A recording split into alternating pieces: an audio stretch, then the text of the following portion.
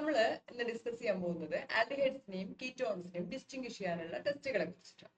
നമുക്കറിയാം നമ്മൾ മെയിൻ ആയിട്ട് യൂസ് ചെയ്യുന്ന രണ്ട് ടെസ്റ്റുകളാണ്, ഒന്ന് ടോളറൻസ് ടെസ്റ്റും പിന്നെ ഒന്ന് സ്പെല്ലിംഗ് ടെസ്റ്റും. ആൽഡിഹൈഡും കീറ്റോണും തമ്മിലുള്ള ആ ഒരു ഡിഫറൻസ് വരുന്നത് എവിടെയാണ്?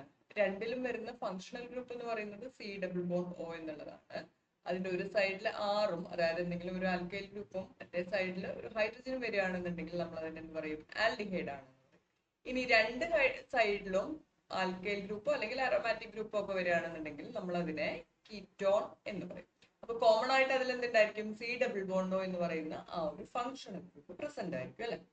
ഇനി ഒരു കോമ്പൗണ്ട് നമുക്ക് കിട്ടിക്കഴിഞ്ഞാല് അത് ആൽഡിഹൈഡ് ആണോ അല്ലെങ്കിൽ കീറ്റോൺ ആണോ എന്ന് എങ്ങനെ ഡിസ്റ്റിംഗ്വിഷ് ചെയ്യാം എന്നുള്ളതാണ് നമ്മൾ നോക്കാൻ പോകുന്നത്. അതില് ഒന്ന് ടോളറൻസ് ടെസ്റ്റ് ആണ് അല്ലെ. അതിൽ നമ്മൾ പറയാൻ പോകുന്നത് ടോളറൻസ് ടെസ്റ്റ് ആണ്.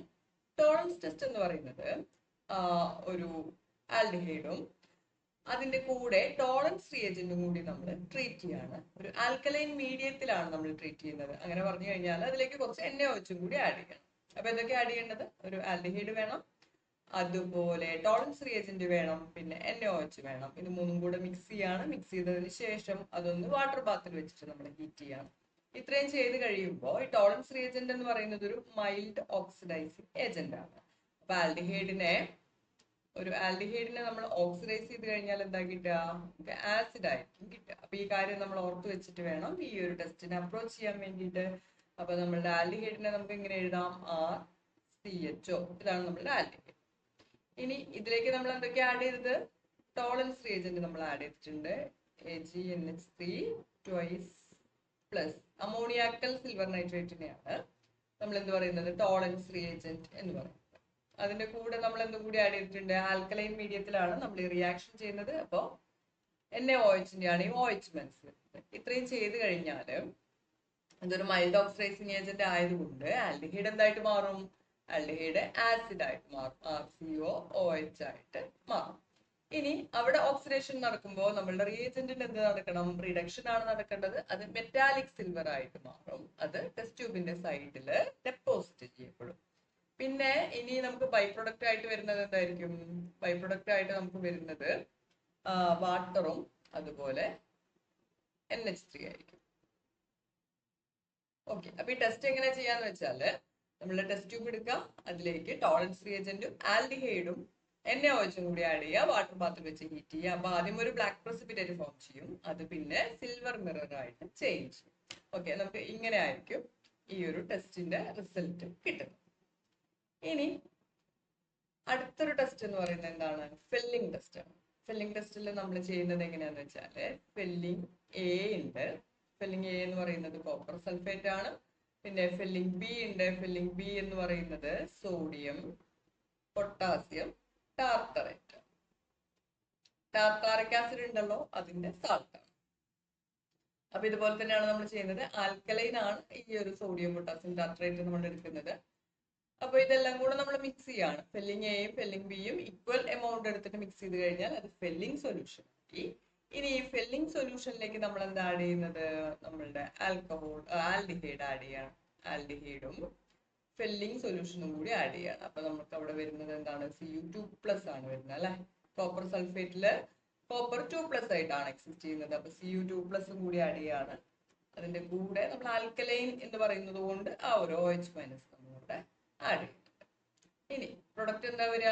ഓക്സിഡൈസ് ചെയ്യപ്പെടും, എന്നിട്ട് RCO- അല്ലെങ്കിൽ RCOH ആയിട്ട് മാറും. പിന്നെ നമ്മളുടെ കോപ്പറിന്റെ റിഡക്ഷൻ നടക്കണം, Cu2O കുപ്രസ് ഓക്സൈഡ് ആയിട്ട് മാറും. പിന്നെ നമുക്ക് വരുന്നത് എന്താണ്? +3H2O. ഓക്കെ, അപ്പൊ ഈ ഒരു കുപ്രസ് ഓക്സൈഡ് ഇവിടെ ഫോം ചെയ്യുമ്പോഴാണ് നമുക്ക് എന്ത് വരുന്നത്? റെഡ് പ്രസിപ്പിറ്റേറ്റ് കിട്ടുന്നത്. അപ്പൊ ഫില്ലിംഗ് സൊല്യൂഷൻ അല്ലെങ്കിൽ ഫില്ലിംഗ് സൊല്യൂഷൻ വെച്ചിട്ട് നമ്മൾ ഫില്ലിംഗ് ടെസ്റ്റ് ചെയ്ത് കഴിഞ്ഞാൽ ആൽഡിഹൈഡിന് എന്ത് വരും? ഒരു റെഡ് പ്രസിപ്പിറ്റേറ്റ് ആണ് നമുക്ക് കിട്ടുക. കീറ്റോൺ ഈ റിയാക്ഷൻ ആൻസർ ചെയ്യില്ല. ഓക്കെ, ടോളറൻസ് റിയാക്ഷൻ ആണെങ്കിലും ഫില്ലിംഗ് റിയാക്ഷൻ ആണെങ്കിലും കീറ്റോൺ ആൻസർ ചെയ്യില്ല. ആൽഡിഹൈഡ് മാത്രമാണ് ഈ ഒരു റിയാക്ഷൻസ് ആൻസർ ചെയ്യുന്നത്, ഈ രണ്ട് റിയാക്ഷനും ആൻസർ ചെയ്യുന്നത്. അതിൽ തന്നെ ഈ ഒരു റിയാക്ഷൻ ആർക്ക് വേണ്ടിയിട്ടാണ്? Only for aliphatic aldehydes. Aliphatic aldehydes മാത്രമായിരിക്കും നമ്മളുടെ ഫില്ലിംഗ് റിയാക്ഷൻ തരുന്നത്. ഓക്കെ, ഇപ്പൊ ബെൻസാൽഡിഹൈഡ് എടുത്തിട്ട് ടോളറൻസ് ടെസ്റ്റ് ചെയ്ത് കഴിഞ്ഞാൽ അത് ആൻസർ ചെയ്യും, അതായത് അവിടെ സിൽവർ മിറർ ഫോം ചെയ്യും. പക്ഷെ ഫില്ലിംഗ് ടെസ്റ്റ് ചെയ്ത് കഴിഞ്ഞാൽ അവിടെ എന്തുണ്ടാവില്ല, റെഡ് പ്രസിപ്പിറ്റേറ്റ് ഉണ്ടാവില്ല. ഇത് ആലിഫാറ്റിക് ആൽഡിഹൈഡ്സ് മാത്രമാണ് ആൻസർ.